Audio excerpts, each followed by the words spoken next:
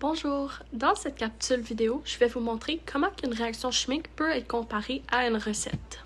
On sait tout, dans une recette comme, disons, un gâteau, tu dois suivre des mesures spécifiques avec des bons ingrédients pour que celui-ci soit bien réussi.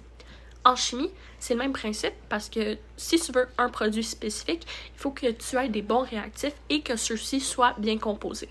Pour bien démontrer ceci, la réaction chimique que j'ai choisie est celle entre le bicarbonate de sodium et l'acide éthanoïque ou, comme d'autres personnes disent, acétique.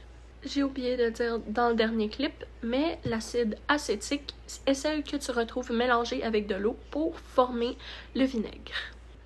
Premièrement, on va construire les modèles moléculaires ensemble. Comme vous pouvez voir dans cette photo, on a du sodium, du carbone, de l'oxygène et de l'hydrogène. Pour créer le bicarbonate de sodium, une molécule d'oxygène va se connecter en double liaison avec une molécule de carbone et ensuite cette molécule de carbone de deux côtés va avoir une molécule d'oxygène et une autre molécule d'oxygène et ensuite la molécule d'oxygène de gauche va être connectée avec le sodium et la molécule d'oxygène de droite avec l'oxygène. L'hydrogène.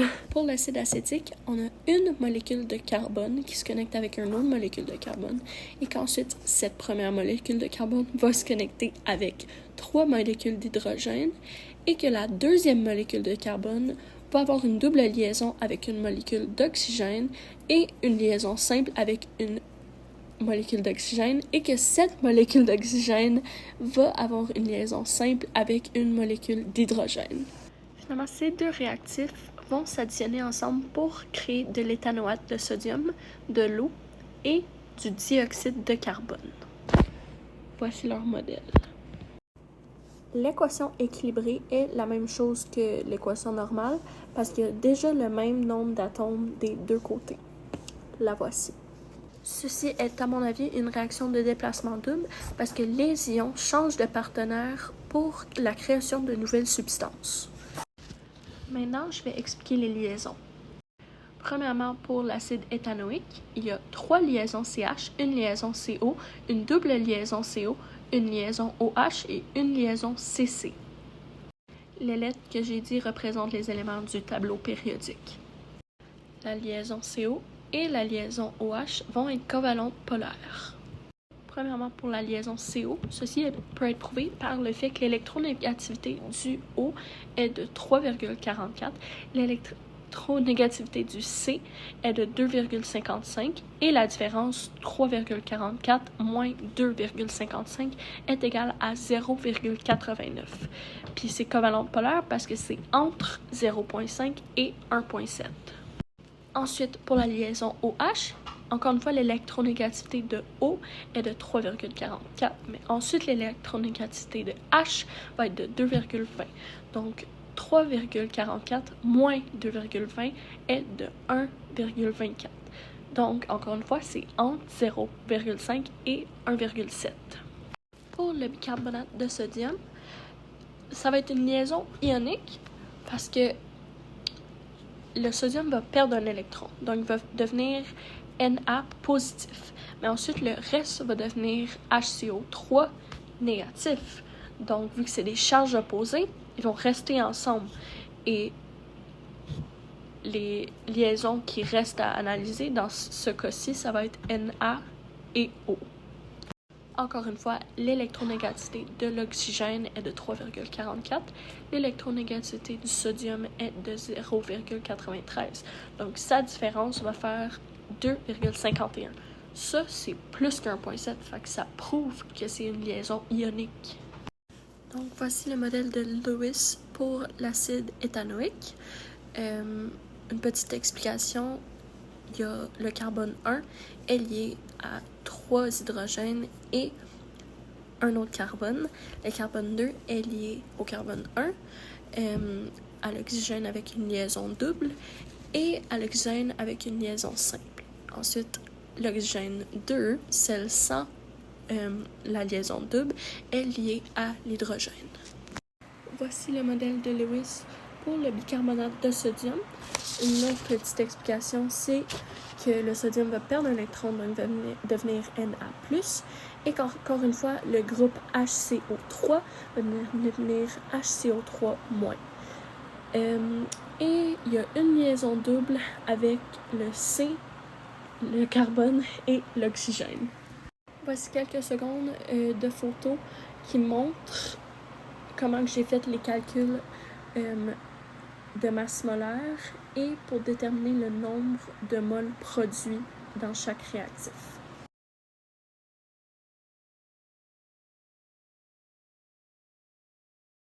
Si on double ou un triple n'importe quel réactif sans changer les autres, j'ai déterminé qu'il ne va pas avoir une augmentation de produit parce que le bicarbonate de sodium est toujours le réactif limitant. Mais si on augmente seulement le bicarbonate de sodium, après un bout, l'acide éthanoïque pourrait devenir le réactif limitant. Pour conclure cette vidéo, moi, à mon avis, cette réaction démontre bien comment la chimie peut ressembler à une recette parce que, encore une fois, les réactifs vont comme être des ingrédients et les produits sont le produit qui sort d'une recette. À l'aide d'une équation équilibrée, ça représente le fait que la recette a bien été faite. Merci beaucoup d'avoir regardé. J'espère que vous avez aimé. Comme vous pouvez voir ici, le bicarbonate de sodium est un solide blanc, poudreux, inodore et il a un goût basique, ce qui veut dire qu'il est non acidique ou alcalin.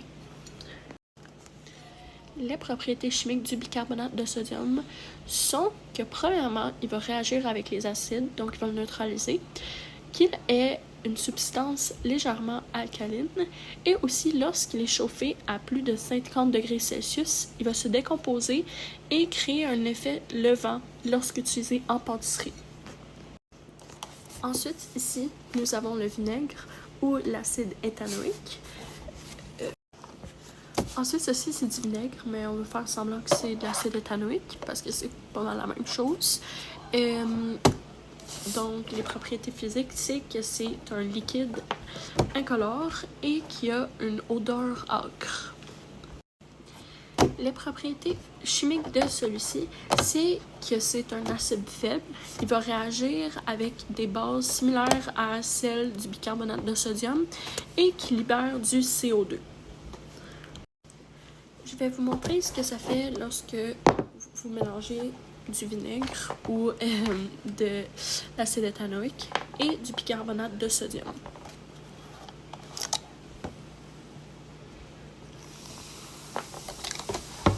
Comme vous pouvez voir, ça va faire ceci. Puis il va avoir une grande odeur de vinaigre. Et ça, c'est de l'éthanoate de sodium, de l'eau et du CO2. La propriété physique de l'éthanoate de sodium est que c'est un solide blanc. C'est pas mal comme du sel. Ensuite, les propriétés chimiques de l'éthanoate de sodium sont que celui-ci va se dissoudre dans l'eau et qui va transformer celle-ci en solution aqueuse et alcaline.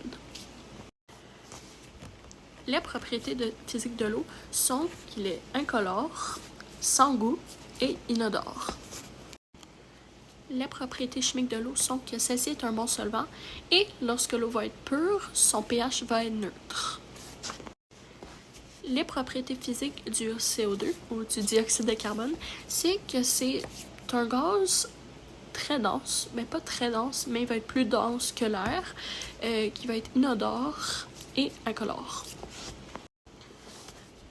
Les propriétés chimiques du dioxyde de carbone sont qu'il est ininflammable et qu'il va former l'acide carbonique, un léger acide, lorsqu'il est dissous dans l'eau.